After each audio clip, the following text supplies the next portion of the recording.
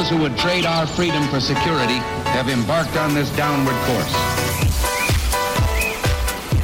Whether we believe in our capacity for self-government or whether we abandon the American Revolution and confess that a little intellectual elite in a far distant capital can plan our lives for us better than we can plan them ourselves.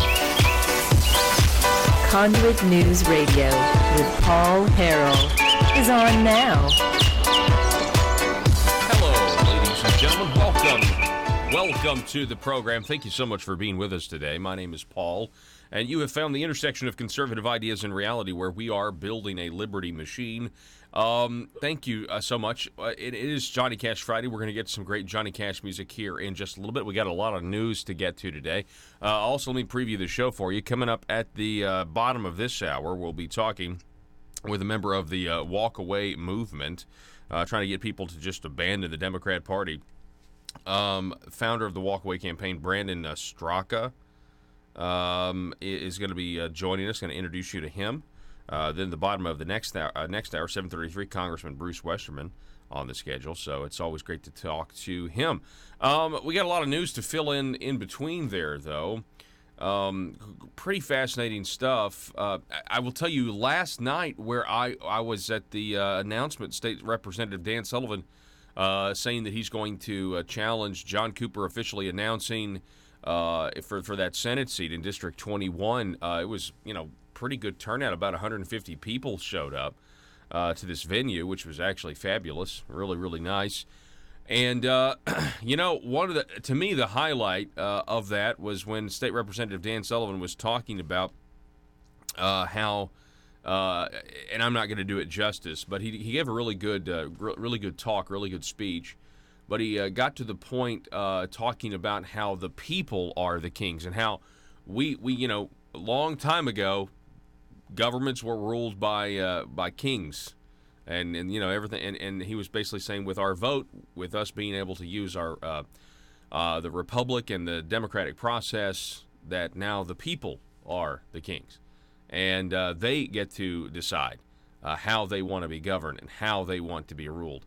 And I just thought, wow, that's that really is a powerful statement when you think about it, especially when you think about it in the context of looking at human history and what an exceptional nation America is compared to other worldly nations in terms of how we govern ourselves, or at least how we attempt to govern ourselves. The telephone number is 870-275-9799. Fundamentally, that race is going to be about doing what you say you're going to do, and State Representative Dan Sullivan has, and for the most part, Senator John Cooper has not, and there are many examples. A plethora of examples. Okay, let's get right to it. International news. Theresa May, I don't know if you guys know this, but she's kind of been on the brink. In my opinion, this whole process with Theresa May and Great Britain has been an attempt to not actually do what the people wanted. Speaking of not doing what you say you're going to do, there's nothing that the elites hate more than for the people to give them a result that they don't like. And then the elites try to enact the people's result. But you know what? It's just, you guys are too stupid. You voted for something that's really not possible. We tried to give you the Brexit that you wanted, but we just weren't able to deliver. Or we did give you the Brexit that you wanted. We're now changing the goalposts and what is Brexit? What does it actually mean? And then you try to claim that you give the people what they voted for, when in reality you just are protecting the status quo, which in this case is the European Union, which, as Nigel Farage has said, needs to be confined to the dustbin of history. I tend to agree with him. And really the European Union is the reason why you are seeing this swing back towards the emphasis on the nation state, emphasis on nationalism. And then, of course, you got a lot of people that look over here and they see what the American people did. They see what the European or see what the United Kingdom did with Brexit. Then they see what they did by electing Donald Trump. Two things that went demonstrably against the status quo in this world. And other countries looked at that as actually being pretty hopeful that, hey, we will be able to upset the status quo and stop this soft tyranny, in some cases, urging towards harder tyranny. Again, the telephone number, 870-275-9799. So the news is that Theresa May has resigned. I mean, I gave you all that context to tell you that she's basically calling it quits, which I actually think is a huge victory for people in the United... Now, I may not know what I'm talking about here. I don't follow British politics. But I think it's a big victory that Theresa May is stepping down. Obviously, remember, flashback to what Donald Trump told Theresa May and told the press, telling her that essentially the way you're doing Brexit, the way you're attempting to do Brexit, is not the way I would do Brexit, and that you're not being a good negotiator here. I actually think it's a victory for those people in the United Kingdom that actually want what they voted for, right? Which was something that was they thought was never going to happen. They had polling showing, you got to go back and look at this. They had polls that showed that the people were going to reject Brexit, that they were not for it, and it was all a bunch of propaganda by these so-called independent news agencies. Does that sound familiar? Does that sound familiar? What we experienced in 2016 at all? That Hillary Clinton, there's no way she can lose. Donald Trump, there's no way he can win. That's why so many leftists are in therapy now, because they believe CNN, they believed the phony polls. They were lied to for 18 plus months, and then Donald Trump won.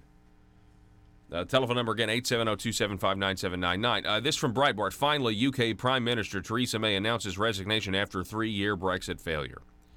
And that's exactly what this is. She was kind of fighting back tears, if you listen to the audio. And I'm glad. I mean, she even embraces that, by the way, that her main regret, and that she will carry with her for the rest of her life, is that she was not able to build a consensus around Brexit.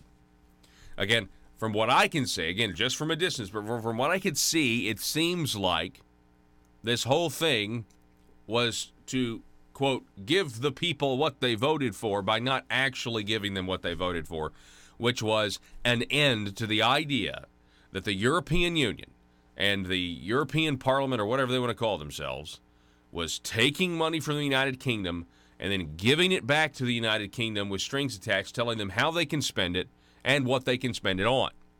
Does that sound familiar, Arkansas?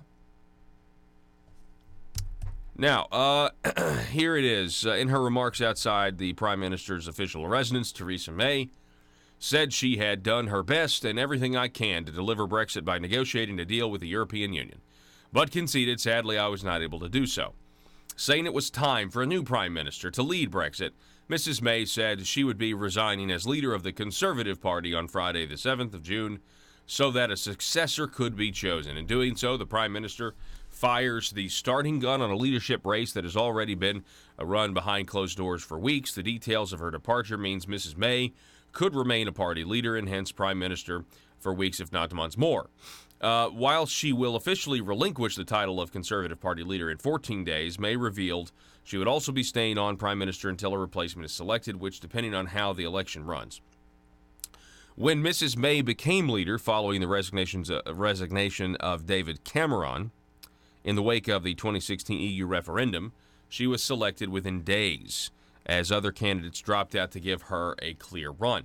In the case of David Cameron's own ascension to the leadership, it took 5.5 months between it being announced and the final decision.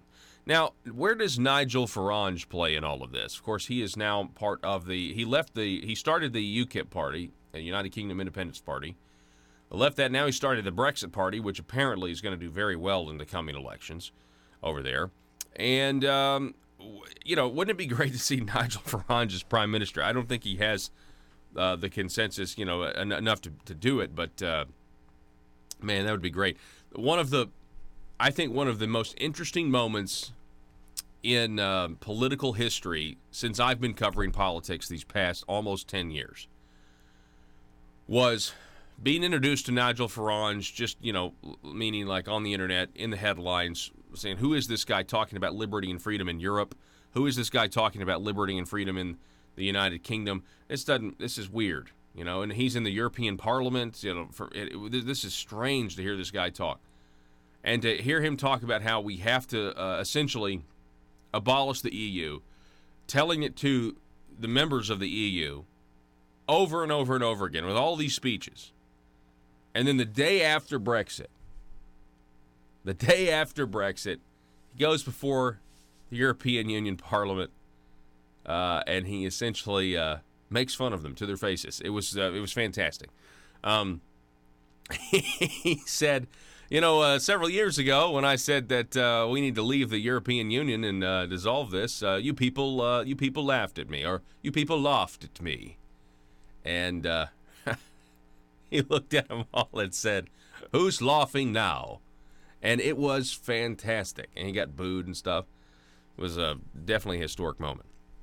All right, number 2 story. Okay, we'll just kind of leave that where it is. Again, I'm not some sort of aficionado on the United Kingdom. I'm just reading headlines here.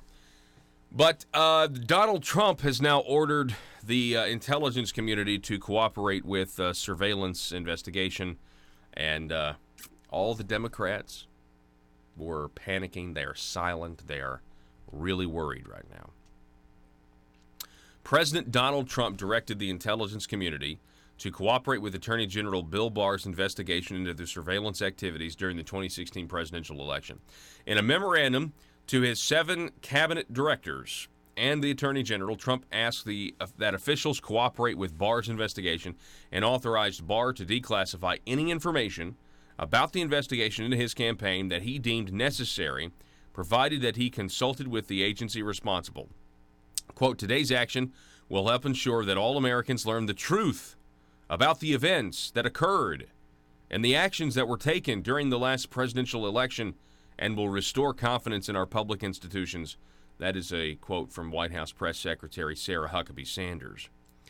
The president has repeatedly sought an investigation into the efforts of the FBI to spy on his campaign during the 2016 presidential. Let's go to this. Let's actually go to the actual. This is from Public Pool. If you can zoom in on this, this is the actual press release. Office of the Press Secretary. Listen to this. This is of note. This first paragraph here. Memorandum for the Secretary of State, Secretary of Treasury, Defense, Attorney General, Secretary of Energy, Secretary of Homeland Security, National Intelligence, Central Intelligence. Hey, why do you think the Secretary of Energy needs to be made aware to fully cooperate? I wonder if that has anything to do with Uranium One, looking into Hillary Clinton and Uranium One, not just the 2016 election. I mean, you would imagine that if you were going to investigate that massive uranium deal between the Clintons and the Russians, that maybe the Secretary of Energy had to sign off on this in some way, or that the former secretary, the department itself. Anyway, but most of it is all, declassification. Go to Section 2 here.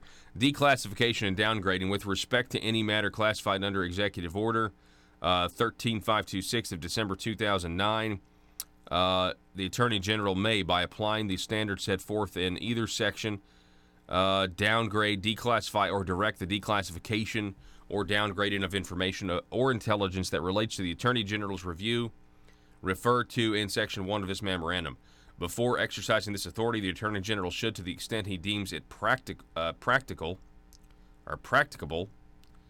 consult with the head of the originating intelligence community, element, or department. This authority is not delegable and applies notwithstanding any other authorization or limitation set forth. And so this is a big deal. A lot of people, we've been wanting this for a long time. You can go to conduitnews.com. You can see the sit-down interview that I had with Devin Nunes, Congressman Nunes, when he was in Arkansas. I mean, we thought I guess that would have been in October. We thought the declassification was coming in September or October of last year. And here we are in May, and it still isn't here, but this is another part of the process. And it really signals that the Attorney General Barr, you know what it signals to me?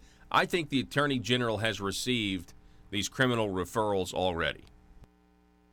I know he's received the criminal referrals from the House. But I think he's received Inspector General Horowitz, and who knows, maybe these U.S. attorneys that have been mentioned before. I think he already knows, right? And also, did you notice that Joe DeGeneva a couple of weeks ago on Hannity? This is when Mike Huckabee was former Governor Mike Huckabee was filling in on Fox News for Laura Ingraham, and the former governor, interviewed a guy by the name of Joe DeGeneva, who said in a couple of weeks there's going to be a devastating preliminary report on James Comey that's going to come out in some capacity from the Justice Department. And that didn't happen. I mean, it's been, 2 or 3 weeks now, so maybe that's about to happen. Who knows? In the meantime of that, what have we seen? We've seen James Comey and John Brennan fighting publicly over who was really responsible for including the Steele dossier in the FISA application. I think that's fascinating. The telephone number 870-275-9799. We're going to take a quick break here and reset. It is Johnny Cash Friday, and we really appreciate you guys listening to the program, everything that you're doing. We'll be back here in just a moment.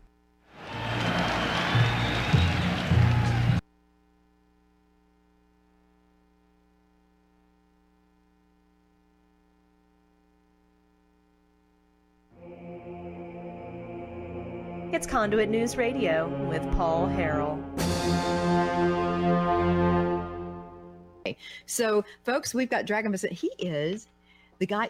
Were you actually officially the first medical marijuana dispensary to open? We should have been. The doctor's orders had advertised that they were opening on the 15th, Okay. and we advertised that we would open that Monday, the 13th, and so somehow they kind of jumped the gun and opened a couple days before we did, probably to get the publicity. But They did that. Well, everybody it's all said good. you were the first. Anyway, Right. I talked about yours was the first. I saw long lines. But anyway, now listen, folks, we're going to have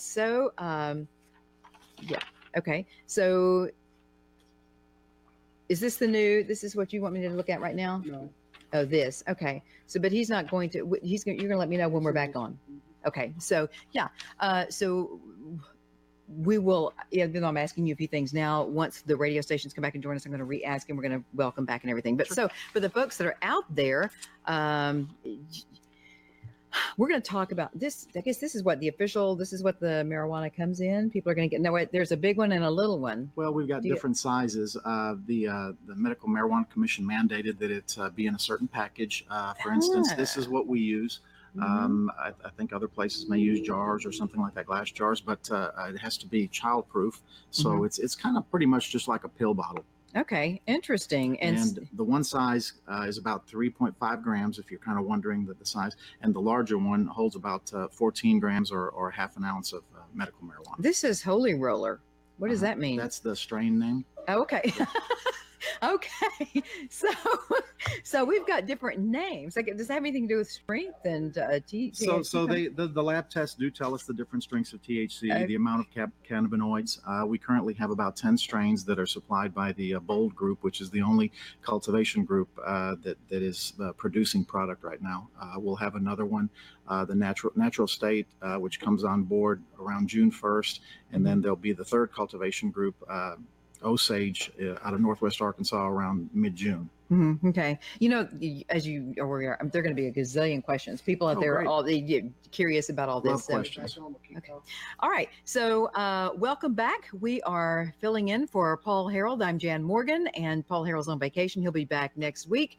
But this is going to be an interesting hour, one like you have never had on the Paul Harrell program, because we have the owner of one of the first medical marijuana dispensaries in the state of Arkansas, right here in Hot Springs, Dragon Vincent. That's right. And welcome to the show. Thank you. Thank you for joining us. Now, this is just a huge deal.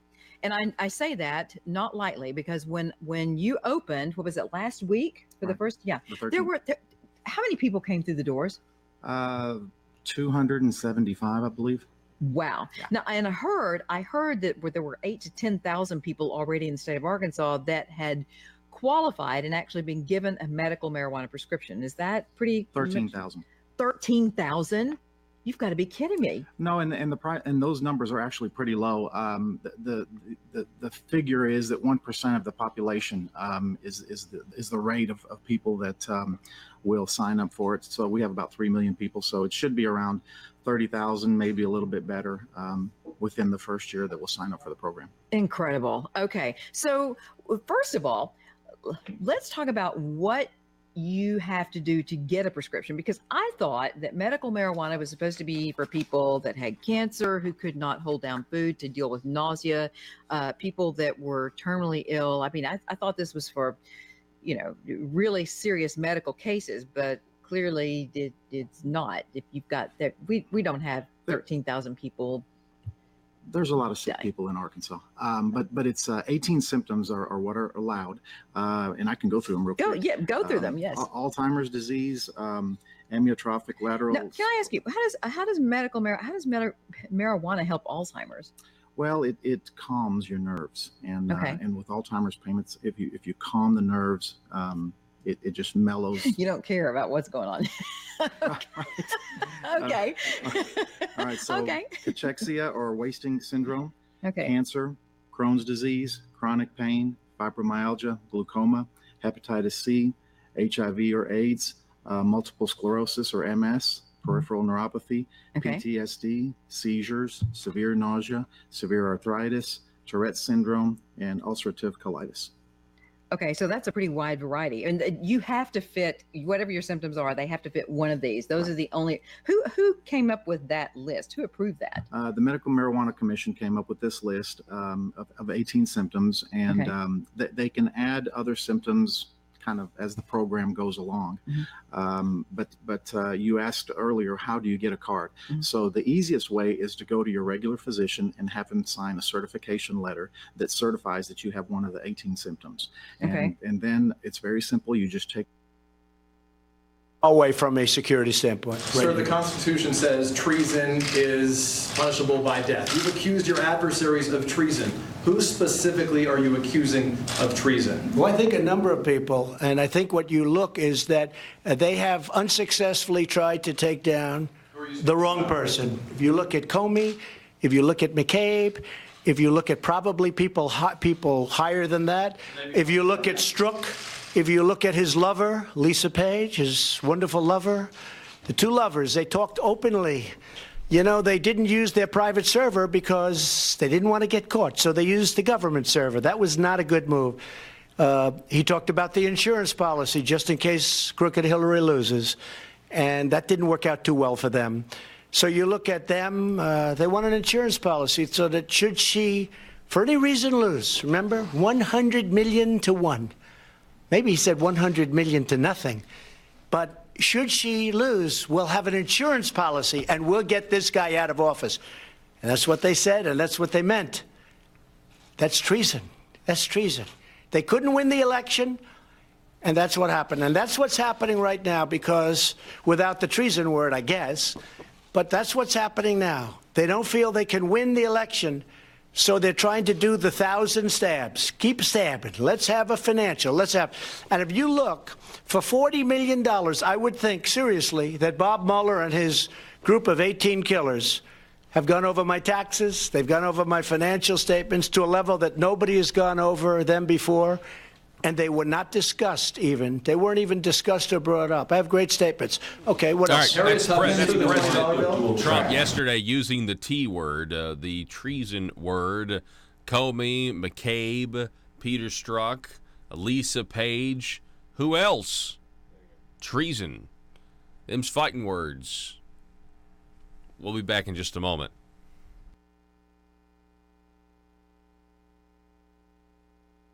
That letter, you either go online and you complete the Arkansas Department of Health application and send in the $50, and the card will come to you. So it's $50 to get a prescription. Yeah, it's not a prescription. It's a medical marijuana card. A card. Okay. So it's $50 to get the card, but you do have to pay for your doctor's visit. You have to go to the doctor. Are there certain doctors that are becoming known for handing these out easier than others? In Hot Springs, for example? And so what that amounts to is some doctors are just so busy that they haven't checked into exactly how the program works. It's a simple certification letter. You just fill out that the patient has one of these, and the doctor puts his name on the bottom of the certification letter and his DEA number, and that's it. It's just very simple. In Arkansas, they did that right, because in other states, they started out originally with the doctors doing a prescription. And so that was a lot of problem for the doctors, because the doctors used their DEA number, which is a federal number to prescribe. And so they kind of came into a gray area of, can they use their federal DEA number to prescribe something? So in this instance, in Arkansas, all the doctor has to do is certify that you have a condition. And once he certifies that, then the Arkansas Department of Health does everything else. They're the ones that kind of give you, if you want to call it a prescription to buy medical marijuana, the medical marijuana card is your prescription to buy medical marijuana. And how long is that good for? It's good for 1 year. Now, there's a lot of question, and a lot of people are upset because they got their cards back in February, and that we weren't, none of the facilities were open, so they kind of thought they got ripped off out of 3 months of their card. So the Arkansas Department of Health is changing that. They're going to issue cards from the day that the first one opened, from May to May 2020. So you're going to get your full year of use of the card. Okay. So, and after that year, you have to go back and get another prescription, right? So what you're going to have to do is go back and have the doctor recertify it. And from what I'm understanding, the recertification is going to be half the cost of what the original one was, because look, you're already certified. They're just recertifying a certification. And then I think the price is going to be the same with the Department of Health. You're going to have to pay $50 for them to send you the card. So a lot of folks just showing up at the dispensary confused and thinking they can just get the card there, or just showing up to ask questions, or are people pretty much catching on to how this works? Well, we have a huge presence on Facebook. It's Green Springs Medical Dispensary, and I answer a ton of questions on there. We've got over 3,000 followers, and so I think they're just kind of catching on. Dang, that's a popular page really fast. Yeah. And so they all know that you have to have a medical marijuana card. Some people trickle in and ask questions, and we're more than happy to answer them. We're a wealth of information.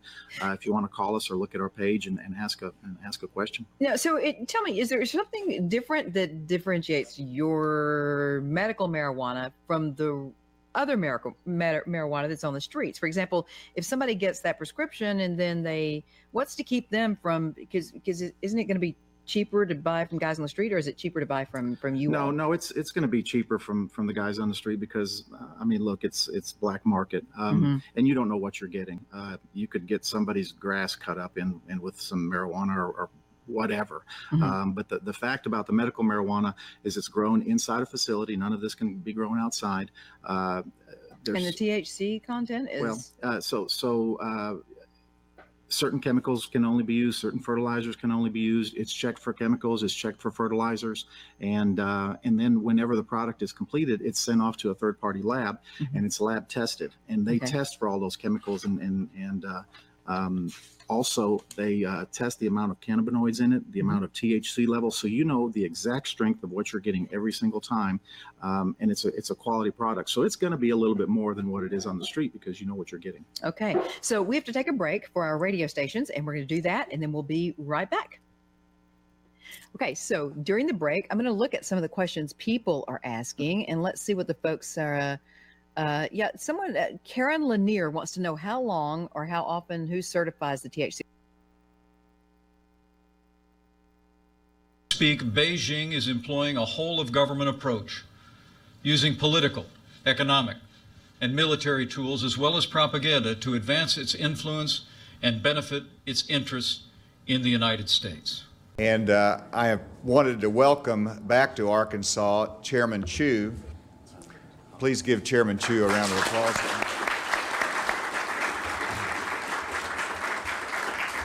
China is also applying this power in more proactive ways than ever before to exert influence and interfere in the domestic policy and politics of this country. Chairman Chu, I got to know as he is the CEO and chairman of Shandong Ruyi Technology Group out of Shandong Province. Over the past 17 years, China's GDP has grown 9-fold. It's become the second largest economy in the world. Much of this success was driven by American investment in China. And the Chinese Communist Party has also used an arsenal of policies inconsistent with free and fair trade, including tariffs, quotas, currency manipulation, forced technology transfer, intellectual property theft, and industrial subsidies that are handed out like candy to foreign investment. We've been to Shandong province a number of times since I've been governor. We've called on people, and Chairman Chu gave us the opportunity to meet with him at Ruyi, at their technology group there in Shandong, and saw his incredible facility. We asked him to visit Arkansas. He did. So Chairman Chu, we're delighted to have you here. I'm excited about signing this agreement with you, and I welcome you to Arkansas. These policies have built Beijing's manufacturing base at the expense of its competitors, especially the United States of America. And I wanted to recognize Chairman Li to my right, who is the founder of Sun Paper of Shandong Province in China. I also want to recognize Secretary Ma of Shandong Province.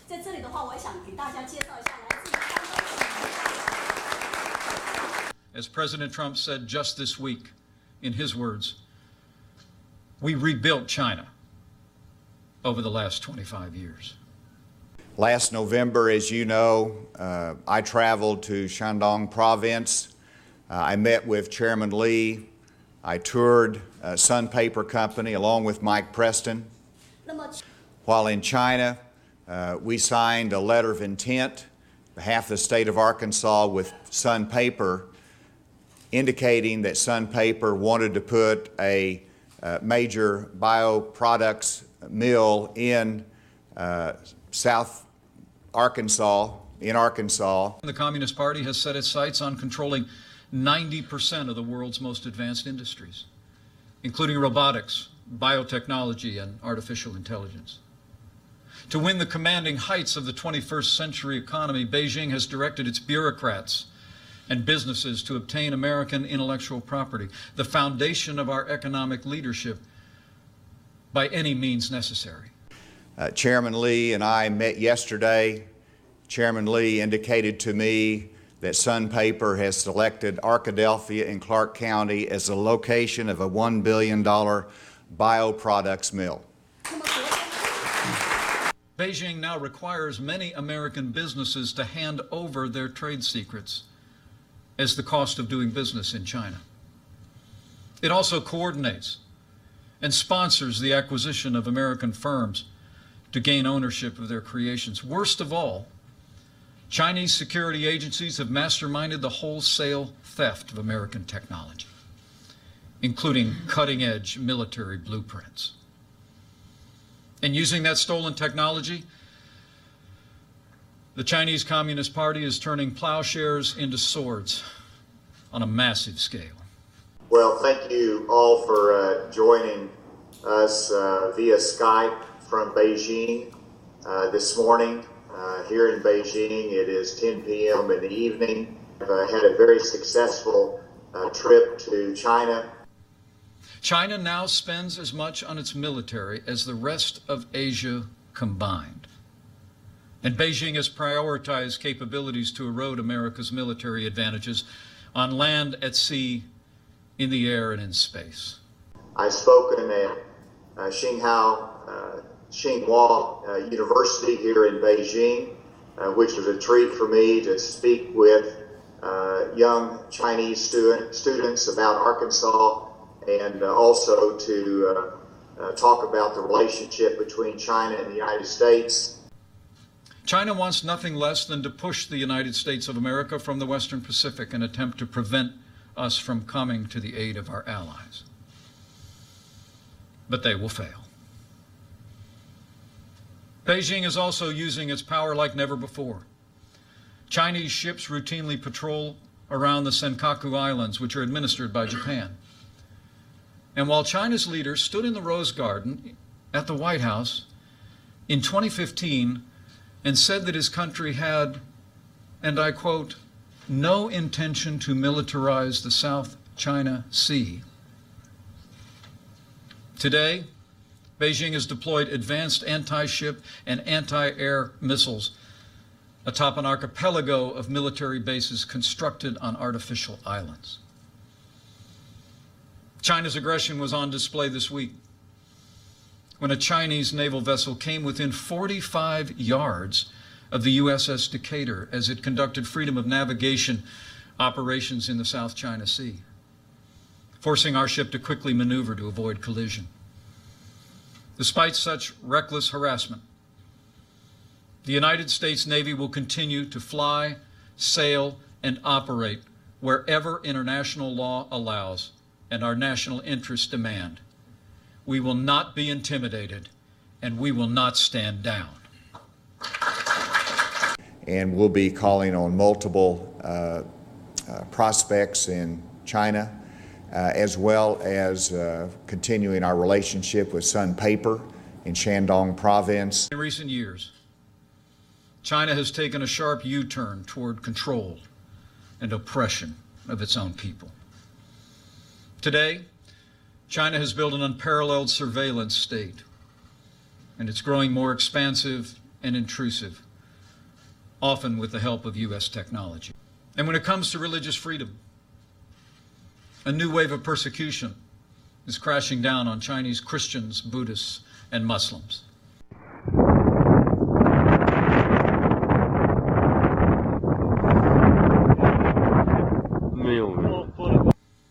Last month, Beijing shut down one of China's largest underground churches.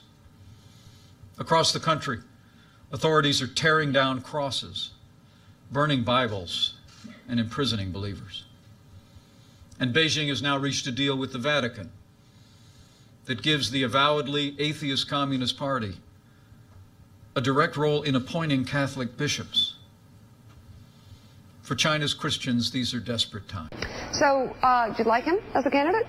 I think he's brought a lot to the table. It's not my message. I worry about the party in terms of expanding our base and what the message does to our recruitment of Hispanics, outreach to minorities. And so you've got to worry about the fall election and whether this is a message that's going to carry in Michigan, Ohio, and Florida, and those states that we need to carry. The American people deserve to know. In response to the strong stand that President Trump has taken, Beijing is pursuing a comprehensive and coordinated campaign to undermine support for the president, our agenda, and our nation's most cherished ideals. I think you've got to listen to what he says and how he conducts himself. And I don't know that he would be that different from what he is now in negotiating with Vladimir Putin. So, you think that's a good thing or a bad thing? No, I don't think it's a good thing.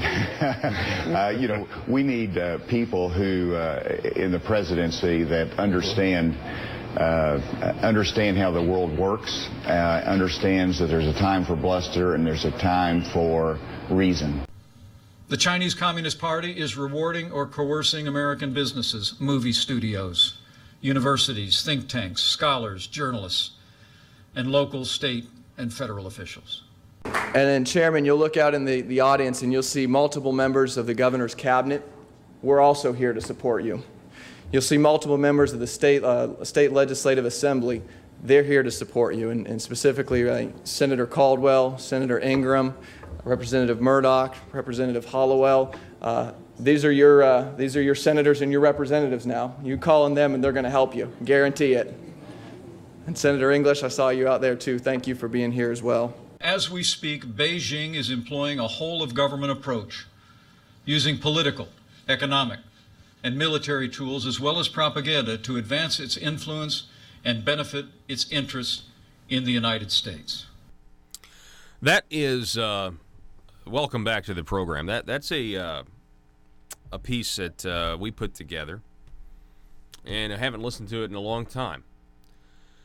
I feel like in light of the trade war, the ongoing trade war that is now appears to be in a deadlock, it is something that we should revisit today on the program. Number one, let's kind of take it in reverse, and let's talk a little bit about The last guy that you saw up there was obviously Mike Preston. He's the Arkansas Director of Economic Development. Recently, the governor has decided to appoint and name his new cabinet secretaries. Of course, Mike Preston has been named the Secretary of the Department of Commerce. So currently, and this is according to the press release, Preston currently serves the state as the Executive Director of the Arkansas Economic Development Commission. He will continue to serve in both capacities. So that guy, Mike Preston, that you just heard, that was looking at a Chinese communist CEO, and then I'm sure some of these legislators, by the way, who had their names mentioned, are like, well, what do you do? Like, don't mention my name. We were just there at a press conference. He's looking at a Chinese communist CEO and says, these are your representatives and senators now. You call them, they're going to answer. What? We've played this before, but my goodness, do you guys understand how absolutely offensive that is? Because why? They're, we're going to give them our tax dollars. They're going to come here and, quote, invest money. And so they also buy influence over your senators and state reps. That's not what anybody on the left or right wants. What happened to all of the Democrats out there who are against corporate welfare? That's exactly what this is. But if you're going to have corporate welfare, can we at least make it American companies? And I say all of that because we're talking about $1.4 billion in investments. That's how much. That's what China is wanting to basically. And now it's all on hold right now because of President Donald Trump. It's all on hold right now because of President Donald Trump. In that video, you heard an older clip from the governor on MSNBC with Mika Brzezinski and Joe Scarborough and the gang. And the governor was talking about Trump's ability to negotiate with Vladimir Putin. Vladimir Putin is minuscule compared to the threat of China. If you know anything about the size of the economy of Russia versus the size of the economy of China in relation to ours, China is much closer to ours. And so I mean, it's just why is it that bringing Chinese companies here is fine? If we were bringing Russian companies here, everybody would have a huge problem with it. Everybody would lose their minds if we were doing this with Russia. But for some reason, it's okay to do it with China. And I personally think it's because China is at this point, more of a pure communist, I'm not saying that Russia's not exactly a free society, but it seems like that they're rejecting. They certainly are not the same. They're certainly not the Soviet Union. Let's just say that. But it doesn't even matter. None of these countries should be looked at with benign intentions. It's not like Vladimir Putin's got benign intentions. No, I mean, yeah, like I said, he's an oppressive guy. Why does China get the pass? Is it because we've allowed that? Like Vice President Pence said throughout that entire video, they're subverting us. They're coming in. Peter Schweitzer's book about bribing the children of politicians. Joe Biden, John Kerry, right? And you've seen many examples of the Chinese paying American lobbyists to do their work. Don't think that that's not happening as well. I mean, I've been asking for a long time, why is it that Arkansas is pursuing these deals with China? Why China? And why 3 or 4 different companies? Do I have a list here in front of me? I think I do.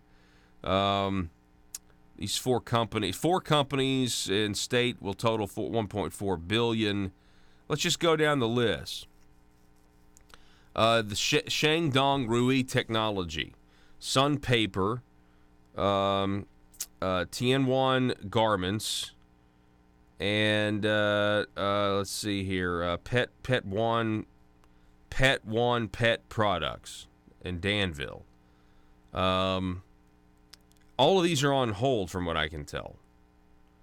Yet we get these headlines last year that the Mike Preston, who's now the Secretary of Commerce here in Arkansas, they're still pursuing these deals every day. Why? Why are you doing that? It's clear that the United States of America's foreign policy at this point, under a Republican administration, is trying to call out the threat of China and trying to stop their 100-year plan to subvert the United States.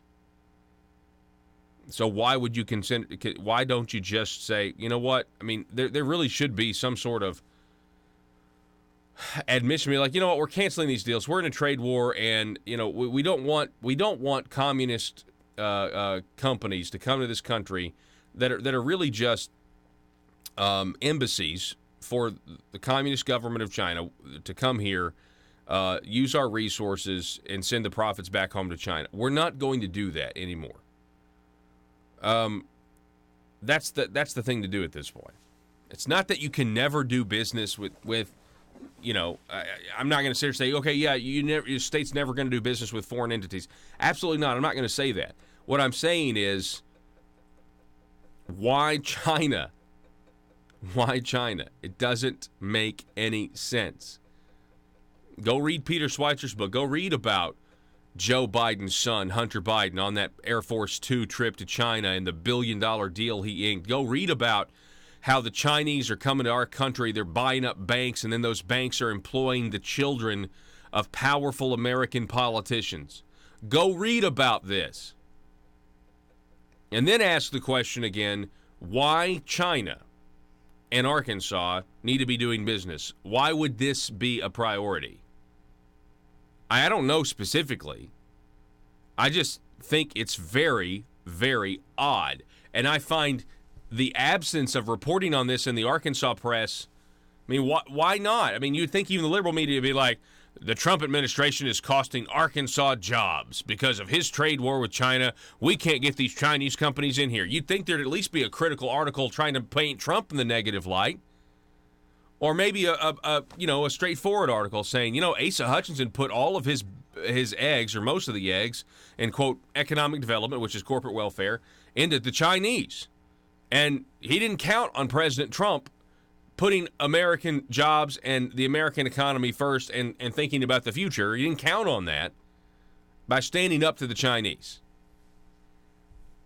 I mean, from CNBC, when was this, a couple days ago? Yesterday, headline, Wall Street is becoming convinced the trade war is here to stay and will only get worse. Maybe there should be something written, maybe some coverage from the statewide media, the statewide mainstream media, about, well, you know, you got all the positive headlines. You got the press conferences. You got the positive headlines saying, I'm bringing jobs here. Here are these Chinese executives. They had the secretary from the Shandong province in Little Rock. So you got the positive publicity. Where are the results? Well, President Trump is in a trade war. We're going to take a break. Don't go anywhere. Back in a minute. Levels, I think every batch is certified by independent lab. Every batch. Ooh, okay. So, Timothy Yates wants you to know that he thinks you're a great guy and get off the. Okay. Thanks, Tim. Yeah, you know who that is. I'm not going to say. Amy Friedman says, ask him how he was able to purchase the license. Yeah. So she wants to know how only so many dispensaries were given. Was that a tough competition for you guys? It was a very tough competition. There were over 200 applicants. Wow. And again, something that Arkansas did correctly was they did a merit-based application. So you had to submit an application that had just a ton of procedures and SOPs and how you ran the business from the start all the way to Are you a conservative-minded young person and want to let the world know about it? Are you tired of rolling your eyes as your professor regurgitates progressive, PC, neo-Marxist nonsense? Then you should interview on Conduit News Radio's Young Conservative segment and tell us about why you believe the way you do. Tell us how you came to be a conservative and what are your views on government. Now, if you're worried that your neo-Marxist professor may also be a right-wing talk radio listening masochist, then names can be changed to protect the innocent. It's the Conduit News Radio Conservative Future segment. To be interviewed, call 870-275-9799. That's 870-275-9799. If you're like me, you believe that small business is the heart of Arkansas's economic engine, and it should be viewed that way by the politicians in Little Rock. Conduit for Commerce also believes, like you and I believe, policies that achieve less regulation and lower taxation help small business in Arkansas thrive. Other policies like small, constitutionally consistent government and reducing citizen dependency on government keeps it from growing and expanding its influence on our daily lives. Conduit for Commerce works every day to educate the general public and legislators on these important priorities in the name of Arkansas small business. By the way, contributions to Conduit for Commerce are tax deductible. Log on now to conduitforcommerce.org and click on Contact Us on the right side of the page. That's conduitforcommerce.org. Go there now and learn the facts on protecting small business in Arkansas.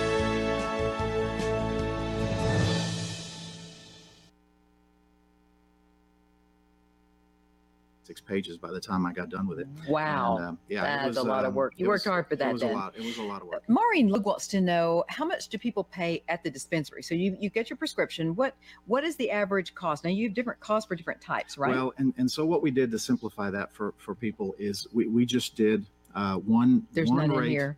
These are empty. Those are empty. Okay.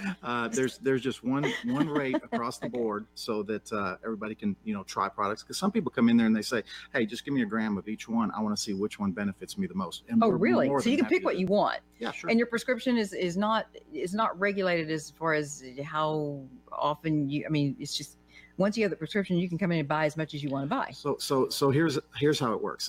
You come into our dispensary. We have a team of 6 or 7 consultants. Mm-hmm. You walk up to them. You tell them what your symptoms are. You tell them what you want to alleviate. Do you want to wake up and be peppy in the morning? Do you want to go to sleep? And so from that, our trained consultants are able to suggest a couple strains that will most benefit you. Okay. So you can either go that route, or you can come in and say, hey, I'm from Colorado. I know exactly about these strains. This is what I want, and we do that also. You have one called Gunslinger. I'm interested. What does that one do? What is that? So that one's a 75% indica, and so indicas and sativas. Indicas, if you just want to kind of remember into bed, that kind of makes you mellow out and fall asleep. Okay. So that's kind of what an indica is. A sativa you take in the morning to kind of pep you up and keep you going through the day. And cookies and Kim. Cookies and Kim. Mm-hmm. What is that one? So it's a 65% indica. It's also kind of a one to mellow you out. Mm-hmm. But the most important part is the THC level. 18.5% on the Gunslinger in this particular lab test of the first batch that we had, mm-hmm. and the cookies and Kim was by far the highest THC content of 30%. So is that the one that's the most popular? I would think are people looking for that? Some people come in and say, hey, I want the strongest one that you have. And so it has a little popularity. But Mimosa actually was the one, and we don't have that on the list because we ran out of it. Mimosa? Yeah, it just had a flavor that everybody appreciated. Okay. All right. Well, we've got 10 seconds to break, so we're going to take a break real quick. No, we are going to be coming back from a break. All right. So all of you in Facebook land, I'm sorry we tried to get some of your questions out. I'm going to save one for when we come back. So do I have time for another Facebook question from people real quickly? Okay. Yeah, Pamela Shields wants to know, she says, ask about veterans using cannabis and losing their pensions, as published in Forbes magazine by Mike Adams. Federal law supersedes state law. That's apparently what he's saying. But, if we're discussing this during the break, I'm going to hold that one for when we get back on the radio, because that's I think there'll be a lot of people. What about Parkinson's disease? Okay. So we're back on, and we are talking with Dragon Vicente. The news and talk of Northeast Arkansas. One of the this medical is News marijuana Talk. Dispensaries in the state of Arkansas, here in Hot Springs. KBTM, Jonesboro, and EAB radio station. One of the interesting questions from the people in the Facebook thread, because we are also, for those of you who are out in radio land listening to us, we are also broadcasting nationally and internationally on Facebook. Pamela Boyd Shields wants to know about veterans using cannabis. She says that will they lose their pensions? Because that is what was published in Forbes magazine by Mike Adams, that federal law supersedes state law, and the feds say you can't do this. So our veterans. Are you hearing anything about that? About 6 months ago, I heard that same question, and I was kind of surprised by it. So I did call the Arkansas Department of Health and kind of pick their brain about it. And so what the answer that I received was that the database that the Arkansas Department of Health has does not link to anybody else, because there are HIPAA laws involved, because these are actually patients that are buying medicine. Mm-hmm. So that information that you are a medical marijuana card holder in Arkansas is not shared with anybody. But even though the information isn't shared, I mean, there are a lot of veterans who are addicted to hydrocodone, OxyContin, because when the vets came home and they were in pain, that seemed to be the VA's answer to, rather than treating the problem, they treat the symptoms. It was easier just to medicate these guys, and then a lot of these guys got addicted. And those who are wanting to get off of those, the hydros and that sort of thing, are wanting medical marijuana. But I was told, because I have a friend who's a veteran, that he was told if he tests, that they may actually forget the database, if they drug test you, and if you have marijuana in your system, that you lose your other meds. And he says he needs both. He needs, he's in a wheelchair. He's in really bad shape. And the codeine, the hydrocodone, does not get him through the day. And so the medical marijuana would help him halfway. But he said he has to choose one or the other. So here's our philosophy. We want everybody to get off of those toxic opioids. And so by doing that, we want you to substitute the medical marijuana for the opioids. And I'm not saying go cold turkey and stop them, because that's a shock to your system. So the way to do that is on a 1 month basis. If, let's say, you're taking 4 hydrocodone, cut off on that last one, don't take it, take 3, and then substitute that with a medication of medical marijuana. See how that makes you feel, see how the cannabis affects you, and then do that for about a week. Then the following week, cut down to 2 hydrocodones and take two medications of medical marijuana. And so hopefully within a month, you can be done with those toxic opioids, and you don't have to worry about the federal government, because you're off of that garbage and you're on a natural product that can heal you.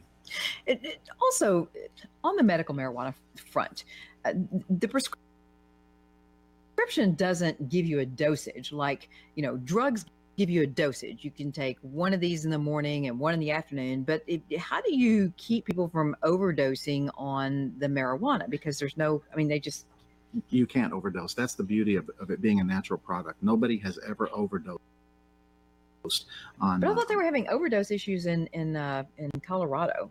Absolutely not. But it was because of the food. They've got it in the foods. They've got the brownies and all kinds of other things, edibles, where they OD. If you take too much medical marijuana, you're just going to fall asleep. Okay. All right.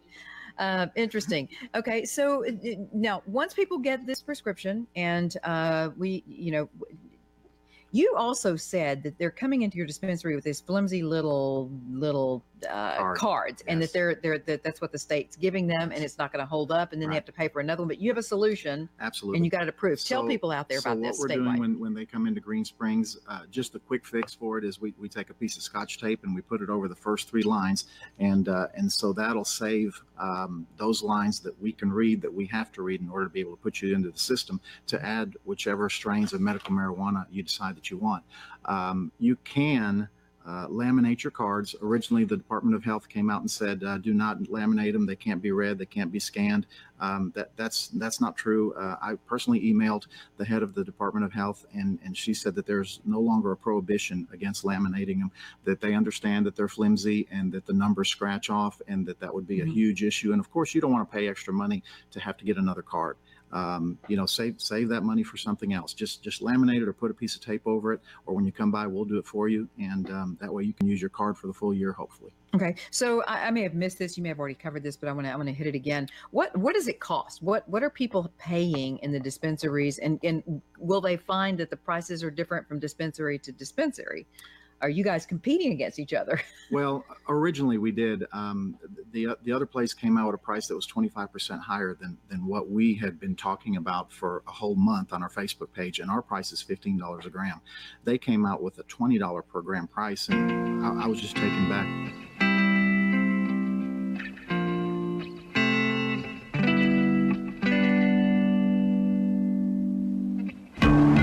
I think it's time we ask ourselves if we still know the freedoms that were intended for us by the founding fathers. They seem to be in full-scale retreat from spending cuts, and are talking about raising people's taxes again.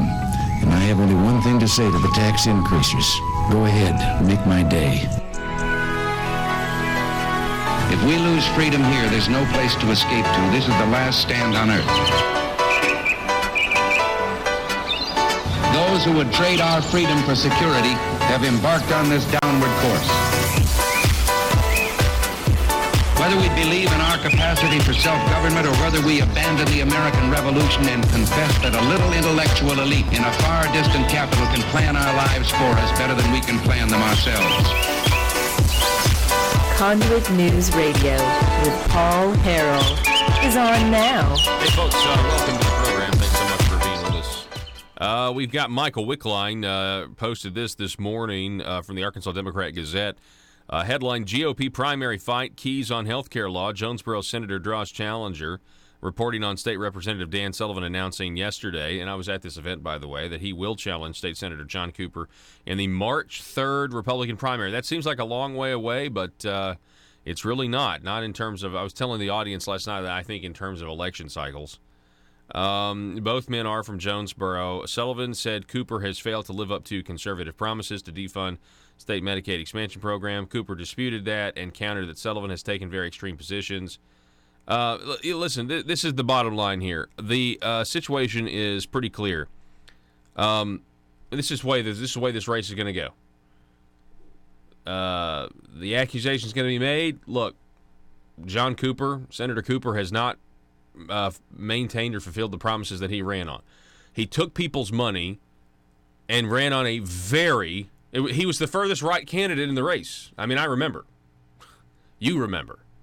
He took people's money by promising to do certain things, by promising to be a conservative, and he's not been. All right, so that's the accusation. Take it for what you will. There's plenty of evidence out there to prove that John Cooper said one thing and says one thing and does another. Now, he's not going to say that. He's not going to say, well, I had a change of heart. Well, I'm really a Democrat. He's not going to say that. He's going to claim that he has stuck to his conservative principles because it's a Republican Party primary. And he knows that if he were to come out and say, well, I'm just not as conservative as Dan Sullivan, if he comes out and says that, he's going to lose. I mean, if that's his message has got to be, no, I'm the second coming of Ronald Reagan, because it's a Republican Party primary. So Cooper's going to, go to the right. Dan is going to accurately be able to say, you have two distinct choices, and the people are going to decide. And you know what? That's the beauty of this country. That's the beauty of America. And that's the way we do things. So we'll see what happens. We shall see what happens. The telephone number, 870-275-9799, if you would like to contribute to the program this morning.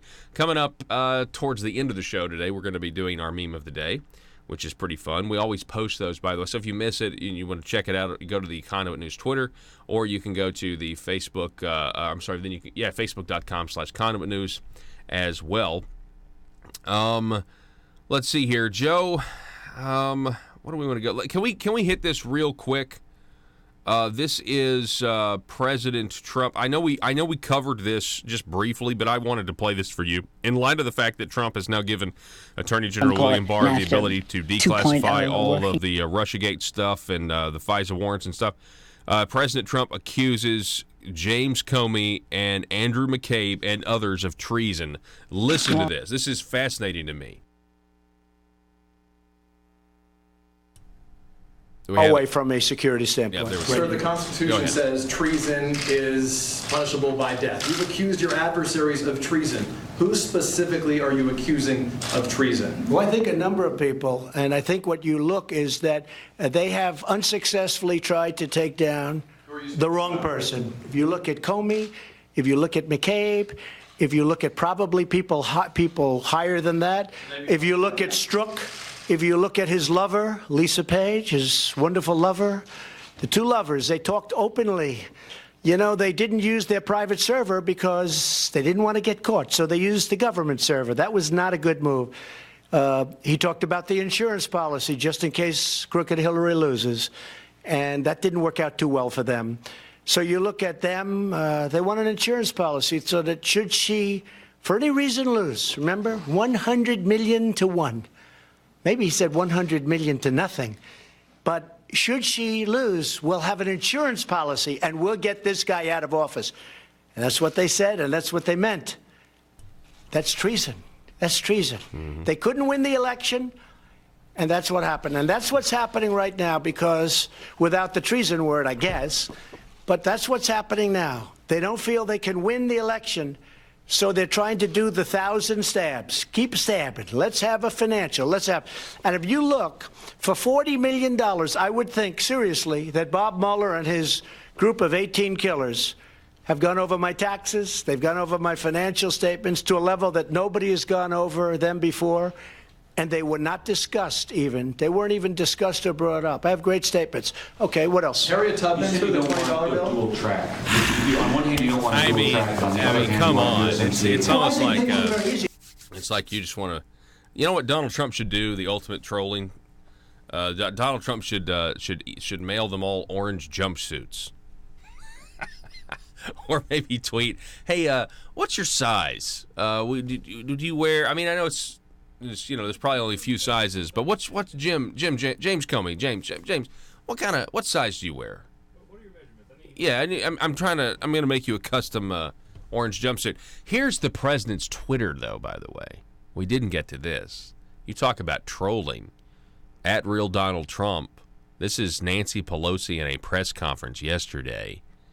And it is an edited video. People are saying, Mike Pence retweeted, Donald Trump retweeted a doctored video. Well, duh. Everybody knows it's doctored. That's why it's so funny. I'm telling you, man, these people are so sensitive. Like they think, well, doctored videos are bad. Doctored videos are not bad if people can clearly know that they're doctored. You can clearly see the edits. Anyway, listen to this. A little took a little longer on the floor. Custody of the border. Everyone, he started sending signals. The U.S., Mexico, Canada. If that's not the accurate character, some people call it after NAFTA. Some call it NAFTA 2.0. Working together to make past that. Not if we're the three things. We're very busy people. Okay, last time I checked, this is 3, not this. It was worse yesterday. We played another clip. She could not put a subject with a predicate in the same sentence. What's going on? You know, I mean, obviously, right. I'm 76 years old. That's She's the Fox News thing. So the president retweets Pelosi's stammers through a news conference. It just is fantastic. And everyone, this kind of will have a little bit to do with our meme of the day coming up in the closer to the end of the show. But we've seen these polls or these headlines that come out there, and they say that Joe Biden's winning by in a theoretical poll, and it's like, okay, well, we've been here before, we get that, but then you hear other people, some politicos will say, well, Donald Trump's Joe Biden gets the nomination, Donald Trump's in a lot of trouble because Trump just hasn't grown. No, I'm saying this is what you hear. This is what you hear. He was just like, he's in a lot of trouble because Trump hasn't grown his coalition. He hasn't grown it. You really believe that? Trump has zero problem with Biden. Do you really believe that he hasn't grown his coalition with all of this? I mean, you can't. That's the thing is, you can't trust. If he has, the media's not going to tell you. Media's not going to tell you that there's a poll conducted in 2017 where he's got 15% approval among blacks, and then a year later, the same poll, he's at 29% approval. They're not going to tell you that, right? We're going to the 2020. This goes to the graphic that we have up. Free press versus the media. The media is lying to you. They are telling you that. They're actively deceiving you. And so 2020 very much like 2016 when the media was shocked. I mean, the fact that your objective media personalities, were visibly shaken, were emotional, couldn't believe it. George Snuffleupagus couldn't believe that Trump had won. NPR was the funniest if you really want to go back and watch election night coverage. So it was a rebuke of the mainstream media, and they have refused to do any sort of self-reflection like they're the problem because they, I think secretly among them, they all admit that they're biased, and they all admit that they're trying to lie to the people. I really do. I think it's that intentional. It's all a big act. 2020, though, will be an even bigger test to the relevancy of the mainstream media. Is the mainstream media actually relevant, or are people watching them without scales on their eyes?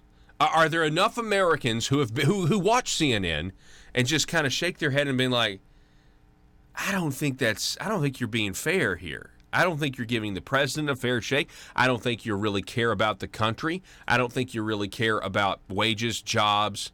I don't really think you care about the things, because your moral outrage is totally relative. Because you can despise, for example, you're so outraged that the Notre Dame Cathedral is on fire. It represents a religion that you hate and can't stand expressed in public life. I mean, and that's in every other day. And so they constantly have an evolving moral outrage. Joe. The thing is, the people you described, the ones that have the scales over their eyes watching CNN, the people who aren't like that, who buy into everything, CNN's going to cause another series of riots and people who are freaking out, because what they're going to do is they're going to push the exact same narrative they did with Hillary. Yeah. Oh, she's up in the polls. She's going to win. There's no way Trump wins again. And what happens if Trump wins again? Yeah. It's Hillary 2.0, but with Joe Biden. Because there's a lot of liberals, especially celebrities and stuff, that they just think, America, they just I'm leaving for Canada but again. No, there's we'll correct the mistake. Surely there's enough people who've been as miserable as I have the last 4 years. I'm saying psychologically, mentally, they're just absolutely terrified. They think, and for example, look at this. They're continuing to do things. Here's an example right here in the headlines. Los Angeles County implements 1-year travel ban to Alabama over new abortion law. and it's like they can't. Do you not see? Like, the people in Alabama are like, oh my gosh, people from Los Angeles aren't going to come here? What are we going to do? I mean, this doesn't make any sense. It's just like the Alyssa Milano sex strike. Like, Georgia passes a 6-week heartbeat protection law. We're going on a sex strike. Okay, so we got liberal women outraged. They're going to go on a sex strike, which means no pregnancies, and that's less potential abortions. Yes. Oh, because of the Georgia law. Okay, conservatives, everybody just back out of the room. Just be quiet. Don't say anything. Just shh. Okay, all right. It's the same thing with, like, Los Angeles. Texas has a giant problem right now of liberals who are moving to Texas, but they're not changing the way they vote. They're moving out of liberal places where economic policy has destroyed their home, and they come and they don't change their voting record. So it's like, I'm pretty sure Alabama, like Los Angeles County, you can't go on Los Angeles County official business and go into Alabama. And everybody in Alabama is like, wait, really? Okay. Back out of the room, everybody. Just don't say anything. I mean, when they are reacting, and by the way, they're reacting in ways that just don't make any sense. They're reacting like children react. Like, well, if we'll just do this, we'll fix the problem. They want to do something, right? They want to do something. I saw this one. No Christian. Do you see that headline there? Can you see that right there? I mean, this is how deranged they are. Throw this up on the screen. No Christian Sharia law. You see that in the background there? Forced birth is barbaric. And apparently they've got, I haven't seen The Handmaid's Tale, the HBO thing, but apparently they all think that we're leaping towards like a Handmaid's Tale where women are oppressed out of a But look at that one cardboard sign there. No Christian Sharia law. That's not a thing. Christian Sharia law is not a thing. That's not a real thing. And pregnancy is not a disease. Just so you know, pregnancy is a biological condition. It's perfectly normal. Not a disease though. So. And then the thing that gets me is the Protect Women's Health thing with the red hanger on it. Oh yeah, Protect Women's Health. Okay. So yeah. let's think about this for a second. If there's a ban on abortion and you know you can't get an abortion, you're less likely to have sex because there's serious crimes. There's a serious crime. But people you're less likely to have sex, which means your health is protected even more so from sexually transmitted diseases, any kind of complications with your body, with whatever goes. I don't know. Well, what they're also upset though because they're like, well, the state, if Roe versus Wade is overturned, states will take over, and there'll be some states that still have abortion, like Virginia, North Carolina, and everything else, the infanticide people. And but they're saying, but you'll only be able to get one of those if you're a rich person and have money, but the poor people will have to keep their babies. What? Listen to what you're saying. Listen to what it is that you are saying. Anyway, but they're gonna continue in this madness. And, maybe that sex strike will just kind of keep going. And then we'll watch Alyssa Milano just get angrier and angrier and angrier and more frustrated and more frustrated and more frustrated. And maybe like, I just don't understand why I'm so frustrated. And be like, let me speculate. Maybe I shouldn't. We're going to take a break. Back in just a moment. That's a ridiculous price. But it didn't take them, I think, one day, and probably a lot of the people that have been on our page to clue them in that we're selling it for $15 a gram. So they actually met our price, which is good because that quickly made it cheaper. I mean, immediately made it 25% cheaper to patients that are going over there. So what are some of the complications that you guys have run into as a result of this being new? I mean, we're not reinventing the wheel in Arkansas. This has already happened in a number of other states, but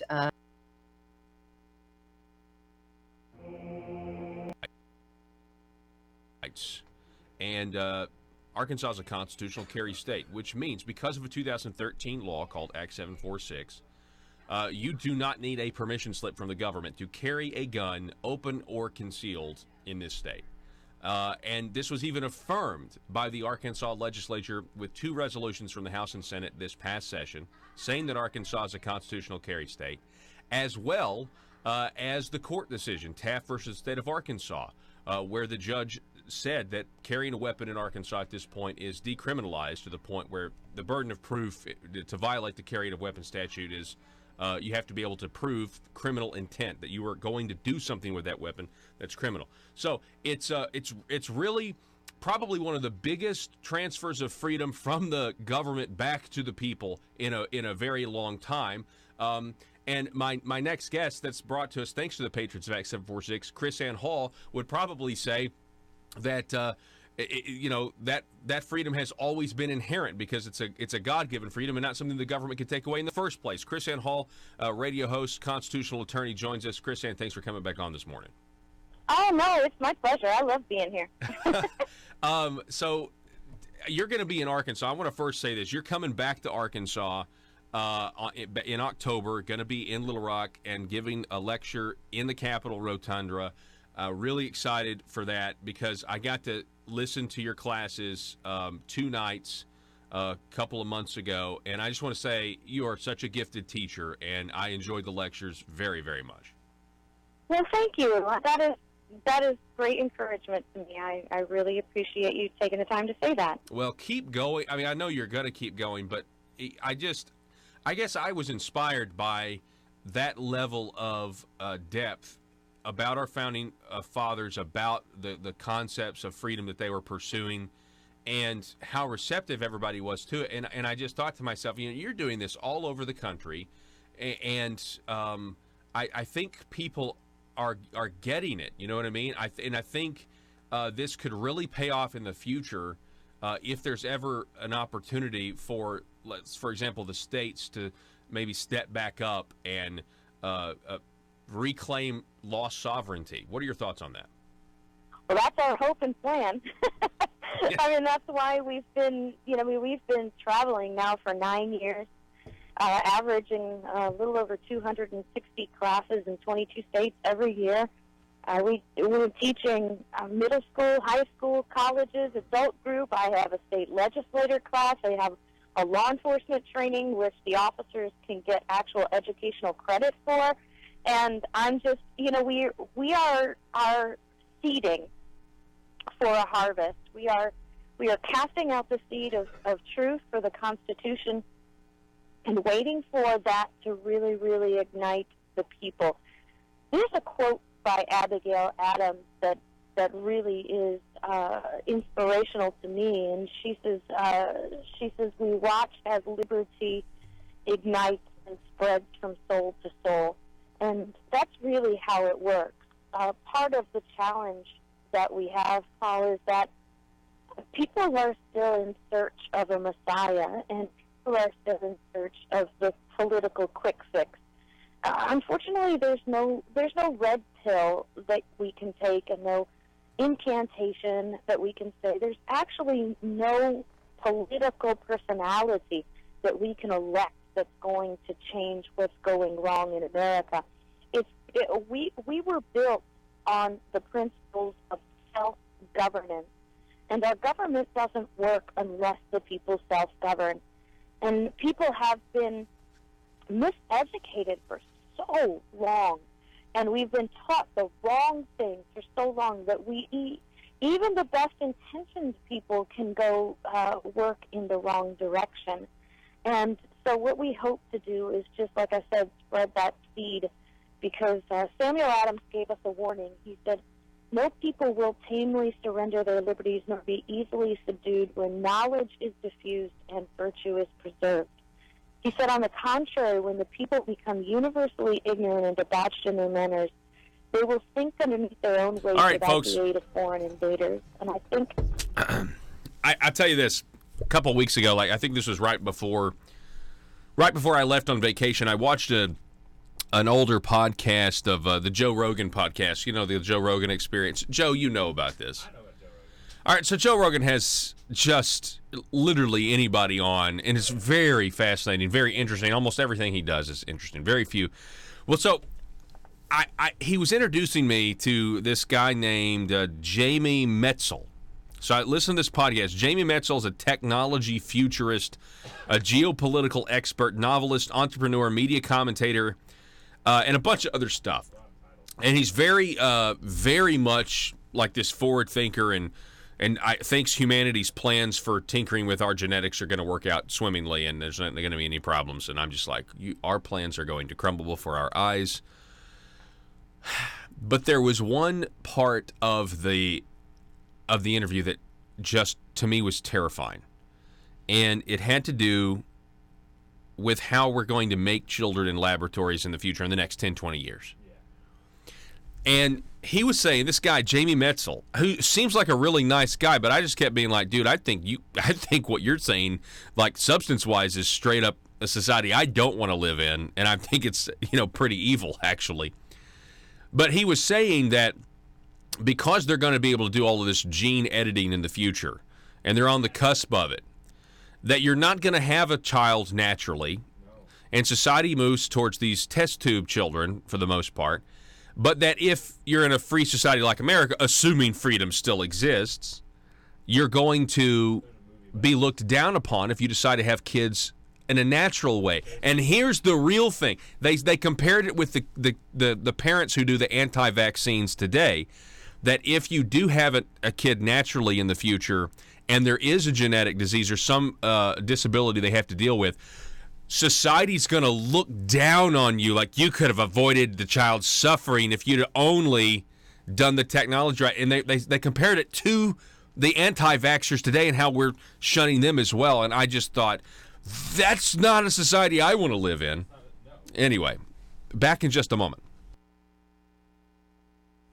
I think this miseducation that has overcome America, that has us more focused on tribalistic political endeavors rather than knowledge and virtue, is really, really the big threat in America.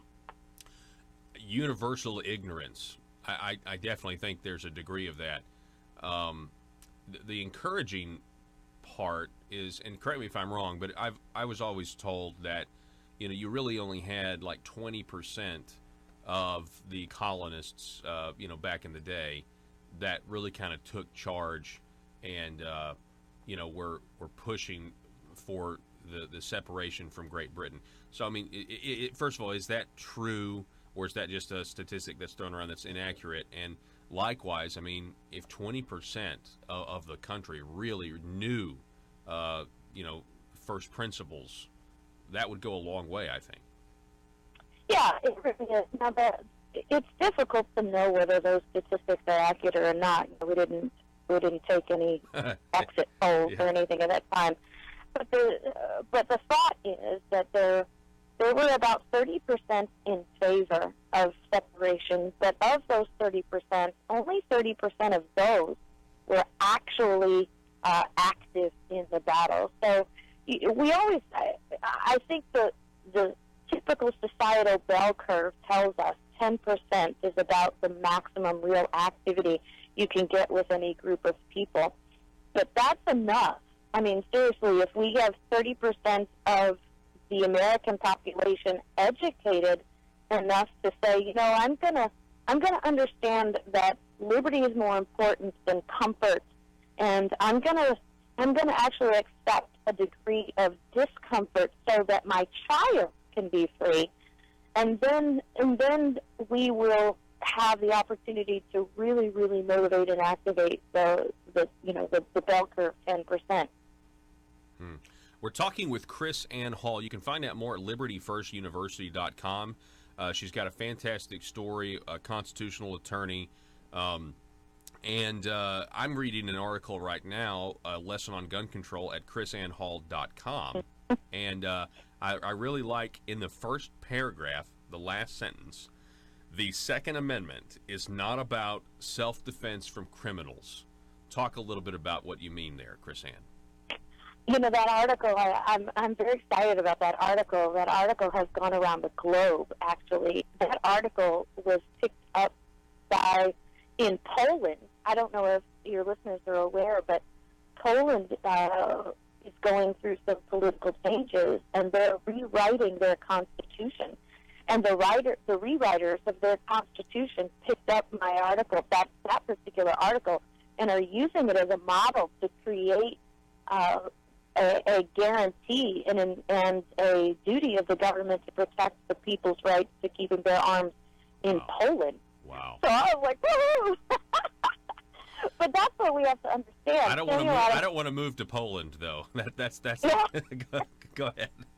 No, I don't either. But nonetheless, I think that's part of the greatness of America. Actually, our founders believed that, and they said this, that they were creating a movement of liberty that they expected to spread throughout the world, something that had never been seen anywhere else.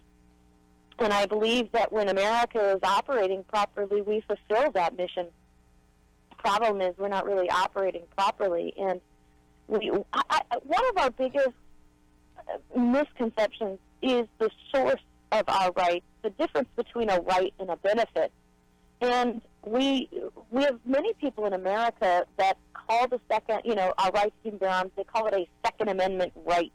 All right, here we go. Welcome back, ladies and gentlemen. This is Conduit News. We really appreciate you being with us this morning. Speaking of rebels, I got to imagine you feel a little bit like a rebel if you are a member of the United States House of Representatives and a Republican with the Democrats in control and Nancy Pelosi giving press conferences like she did yesterday. Here's one of those rebels is Congressman Bruce Westerman. He's on the phone with us right now. Bruce, how are you this morning? I'm doing well. I'm back in Sanctuary in Arkansas. Good. Out of D.C. Yeah. Well, yeah. So Arkansas sort of is a sanctuary state, but not in the way that you would think. Yeah. We often tease some of our friends on the Democratic side that aren't necessarily in Speaker Pelosi's court, that if they if they speak out against her, we will allow them to come to our office for sanctuary up there. Is that a thing though? There are Democrats up there that are just kind of like they don't really agree with her leadership. Well, there's quite a divide in the Democratic caucus up there right now, and you've got the Democrats that were what would have used to maybe been called blue dog Democrats that weren't necessarily in Pelosi's court, and now you've got these, I don't know how you would classify them as, pretty radical left-wing extremist Democrats, AOC and Tlaib and Omar, who are also not necessarily in Pelosi's court. So she's having to do quite the balancing act just within her caucus. It does seem like it. She seems she's she's scared of people like Alexandria Ocasio-Cortez, who said that we only had 12 years until the world was going to end because of climate change. And then she said she was just joking, and that anyone who actually believed her had the brain the size of a sea sponge. Then there was a poll done. Well, I would agree with that second part, but I don't think she was joking on the first part. Me neither. And then they did a poll, and like a vast majority of Democrats believe that we've only got 12 years left. So it's like, okay, well, they've got the brains the size of a sea sponge. Well, and all the Democratic candidates for president have embraced her plan. So, what does that tell you? Yeah, you're exactly right. How are things going up there now? I mean, we just had the news of the president, giving Bill Barr the authority to look further into these intelligence agencies need to cooperate with the Attorney General's investigation into how we got where we are when it comes to Russia and 2016 and everything else. What's the feeling, do you think? Yeah, well, it's the same three-ring circus in the House Democratic caucus up there. They apparently can't accept anything that comes out of the Mueller report now. They were all for it until it didn't say what they wanted it to say, and now they're continuing to beat a dead horse and ride a dead horse, and I think they're going to stay on that all the way up through the election. They really, I think it's been called Trump derangement syndrome. Really, if there's anything that's going to make President Trump look good, or regardless if it's good for the country or not, they seem to be opposed to it. That's kind of what the attitude is like. Josh Siegel over at the Washington Examiner earlier this month, back on the 8th of this month, headline: Republican Bruce Westerman proposes curbing western wildfires through forest management overhaul. What can you tell us about that, Bruce? Well, I'm continuing to work on forestry policy. We've gotten bits and pieces of good policy like in the Farm Bill, and it's giving the Forest Service more tools and the Bureau of Land Management more tools to go in and do management on the 192 million acres of federal forest land that is spread out across the country. But we're still really behind the eight ball on that. We're going to continue to see huge, devastating wildfires like we saw last year in California, and like we've been seeing on an increasing scale over the past 2 or 3 decades. But we're continuing to work to try to get more policy out there and get people working in the forest, defend them, and do control burns and all those management activities that will make the forest more resilient.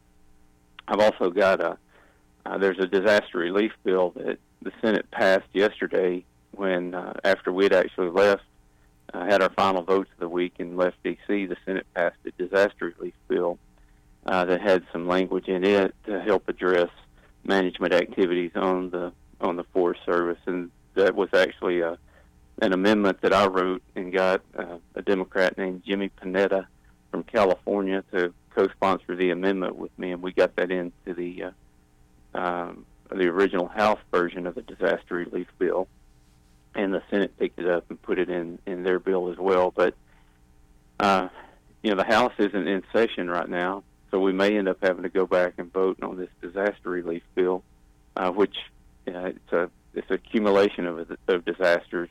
The hurricanes that hit down in the panhandle of Florida and Georgia, the wildfires out west, the flooding in the Midwest, and some additional funding for Puerto Rico that got put in the bill. So I saw that. And obviously, we got also, the hurricane season's going to heat up again starting in June 1st. Back on the wildfire thing, you talk about good policy, like controlled burns, thinning the forest, but you got some people over, from what I've read, in California, that they think there's something wrong with that you're not adhering to some sort of, EPA dogma or protect the earth dogma if you don't just let the forests, let them alone. Don't try to manage them at all. So how do you overcome that? It's what I call we've loved our trees to death. We won't do any kind of management, and a lot of that's happened because of environmental groups that, whether or not they started out with good purpose or not, most of them that are opposing the management now are all about raising money and having their cause. But there are the mainstream environmental groups that understand the benefits of a healthy forest. They're getting behind more active management, and even out in California, this really shocked me, but it shows you how much they're starting to get pressure on this. Is Gavin Newsom, the very liberal governor of California, has gone in and waived a lot of state red tape policies that prevent them from doing management on the land out in California. He basically said that, we don't have time to go through all these hurdles to do the management before the fire season gets here. He says we've got to get in and we've got to act now. Mm-hmm. So that's the kind of attitude it's going to take to get some of this work done. There are groups that have weaponized environmental laws, something I didn't even know about until I got into Congress. There's a law called the Equal Access to Justice Act.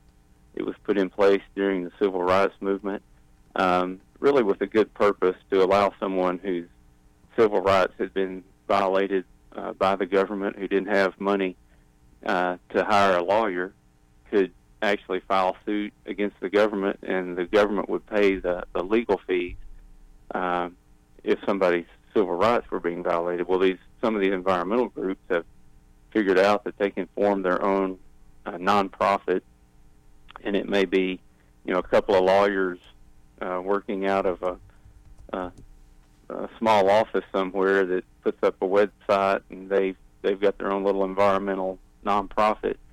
And every time the Forest Service puts a management plan out, regardless of where it is in the country, they can file a suit in federal court under EJA, which is the Equal Access to Justice Act, and they can get their legal fees paid for by the federal government by suing the federal government to stop the management plan, which is not at all about the environment or making forests healthy. It's about these folks being able to run up a lot of hours preparing a legal argument, and then many times the courts will reimburse their legal fees based on D.C. Lawyer rates. So it's there's a racket out there with that. And then you got some of these other environmental groups that they don't want you doing anything in the forest other than standing back and leaving them alone. And there's places where we can let nature run its course, like out in the national parks. Yellowstone National Park, it's got a lot of lodgepole pine in it, and it's going to burn like every 100 years. That's kind of the life expectancy of lodgepole pine, but it's a natural process, and we can let it burn and watch it grow back. And we can also see, like from the big fire in the 1980s, there was a huge increase in elk population and wolf population after that fire, when the early growth started back out there. So we know the science on how to do it. There's just a lot of politics that get in the way of doing it. Yeah, it's very frustrating.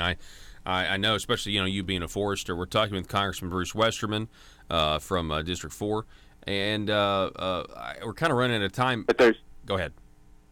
Yeah, I was just going to say there's some exciting things happening in forestry in Arkansas, which we have a lot of forest in our state, and especially in the 4th District.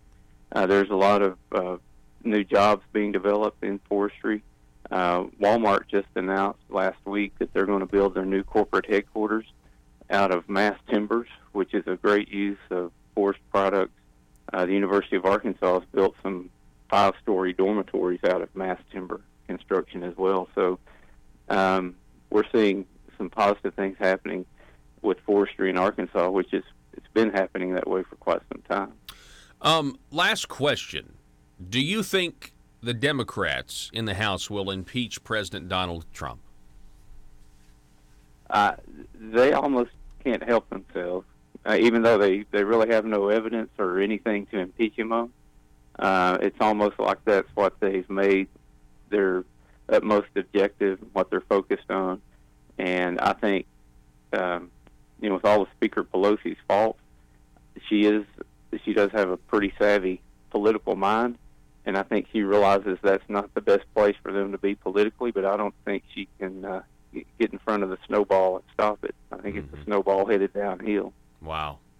Congressman Bruce Westerman, it's always great to have you on, sir. Appreciate the work that you're doing, and we'll talk to you again soon.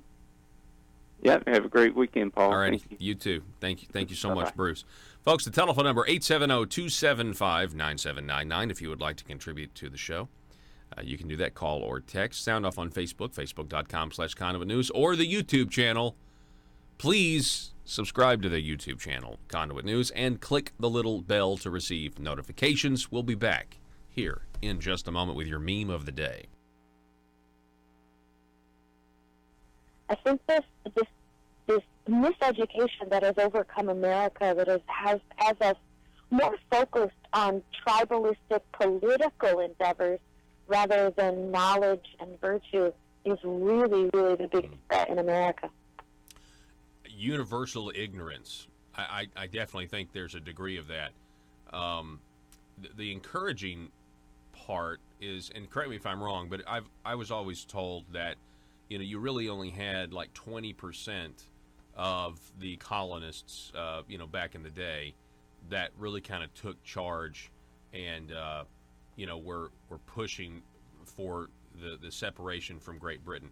So I mean, first of all, is that true? Or is that just a statistic that's thrown around that's inaccurate? And likewise, I mean, if 20% of the country really knew, first principles, that would go a long way, I think.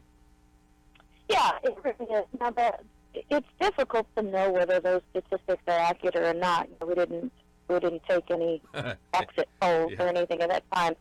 But the thought is that there were about 30% in favor of separation, but of those 30%, only 30% of those were actually active in the battle. So we always, I think the typical societal bell curve tells us 10% is about the maximum real activity you can get with any group of people. But that's enough. I mean, seriously, if we have 30% of the American population educated enough to say, I'm gonna understand that liberty is more important than comfort, and I'm gonna actually accept a degree of discomfort so that my child can be free, and then we will have the opportunity to really, really motivate and activate the bell curve 10%. We're talking with Chris Ann Hall. You can find out more at libertyfirstuniversity.com. She's got a fantastic story, a constitutional attorney. And I'm reading an article right now, a lesson on gun control at chrisannhall.com.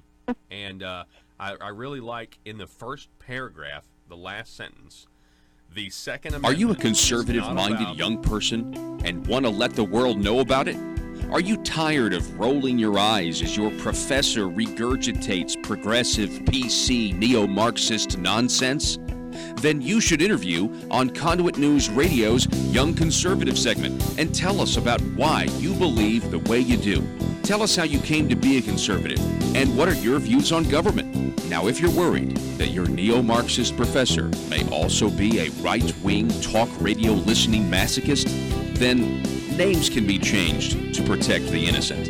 It's the Conduit News Radio Conservative Future segment. To be interviewed, call 870-275-9799. That's 870-275-9799.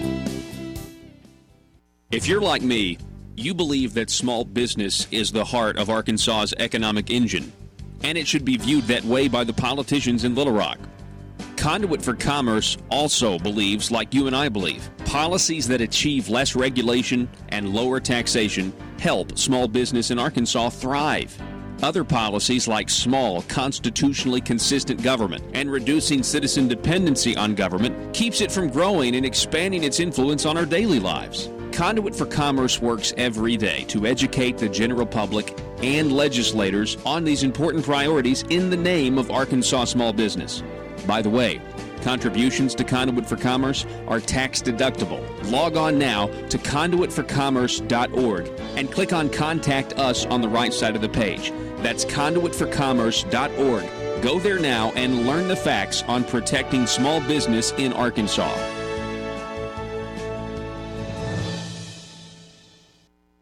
Self-defense from criminals. Talk a little bit about what you mean there, Chris Ann.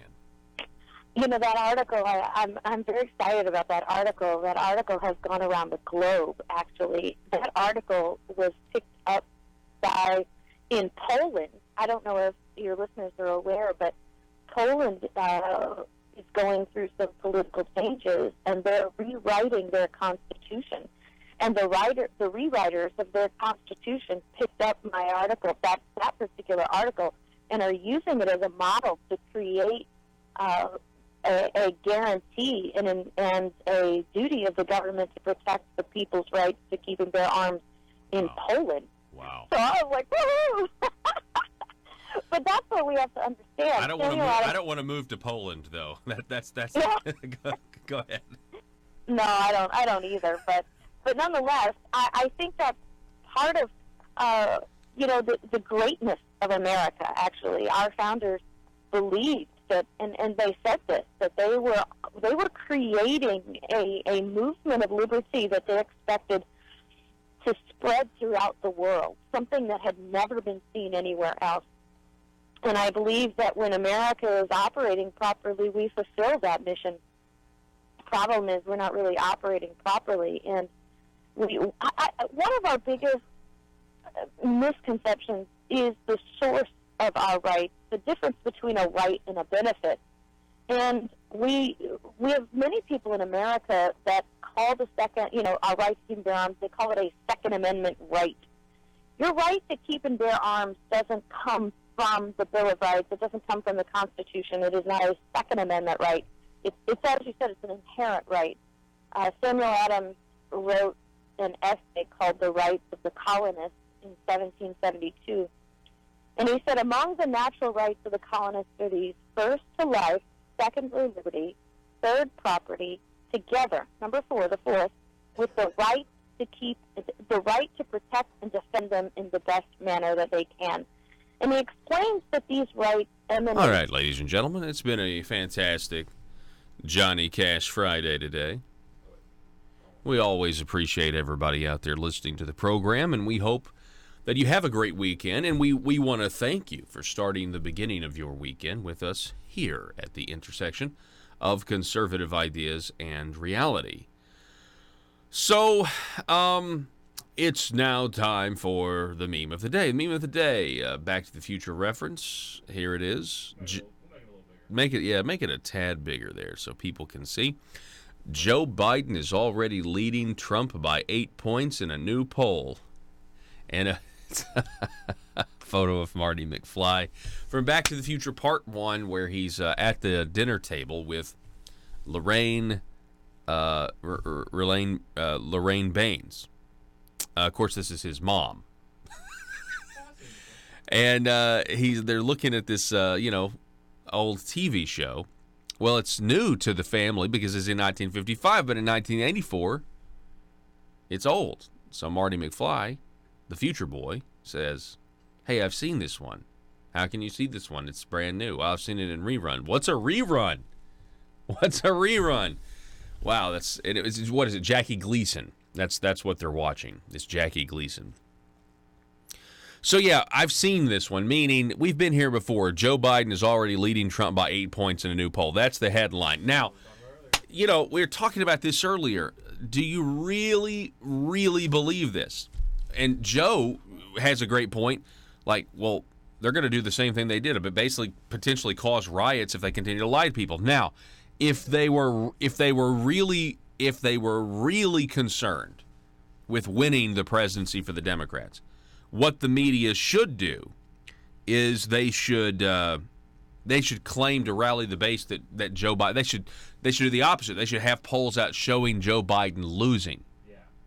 My point is, if Joe Biden is being shown to be losing, it will help rally the base even more for the left. Yeah. So you also need to look at that because that's a possibility as well. Bottom line is, I think most people kind of felt like the polling was totally inaccurate in 2016. I think some of it was done intentionally, but I think others were they just didn't understand that the people on their lists were not going to be the people that turned out. You had new people turn out, and you had people that just wouldn't admit they were going to vote for Trump. They just were like, whatever. The silent majority, meaning they weren't even responding correctly to the polls. They went and they said, you know what, I'm going to vote for the guy who's not status quo, and that's Trump, not Hillary Clinton. I think the 8 years of Obama and his 2 election campaigns, and prior to that with polls and stuff, I think that kind of ruined CNN and a lot of left-leaning media outlets on being able to say, oh, yeah, he's leading in the polls, because it was a truthful thing at the time. Odds are he was leading in the polls. And now they've seen, oh, he's leading in the polls, that means he wins. And if we just keep saying this, that means he's going to win. That means he's going to win. The same thing happened with Hillary. Oh, she's leading in the polls. She's going to win. She's going to win. And she lost. So they've created a trend where if they say, oh, if they're leading the polls, they're going to win. Clearly, Hillary was an outlier in this case. Yeah. And I guess they think that's going to happen again with Joe Biden. It's like, oh, he's leading the polls. He's going to win. It's going to be an interesting. They say the debates are going to start here like in a month or so between the Democrats.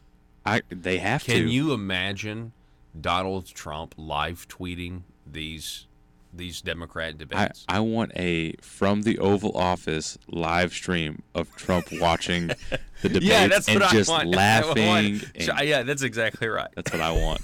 Don't live stream, like Trump needs to live stream himself. And that's exactly at the desk in the Oval Office, just laughing, just going, just throwing in the one-liners, trolling them. Because between Bernie, Joe Biden, Elizabeth Warren, Pocahontas, then you've got Kamala Extract Harris. Dude, Trump would have so much. Trump's going to have so much ammunition just from that debate for the cover. Oh, there's going to be debate after debate. Well, the thing is, that one debate, guaranteed. Trump's going to have enough ammunition from that one debate to last the rest of his presidency. How do you? That's including if he wins 2020. That mayor's name? Is it Buttigieg? Buttigieg? I don't know. Pete Buttigieg. We'll just call him Pete. Mayor Pete. That's what people are calling him. They're just because they're like Mayor Pete. Mayor Pete. What a terrible last name.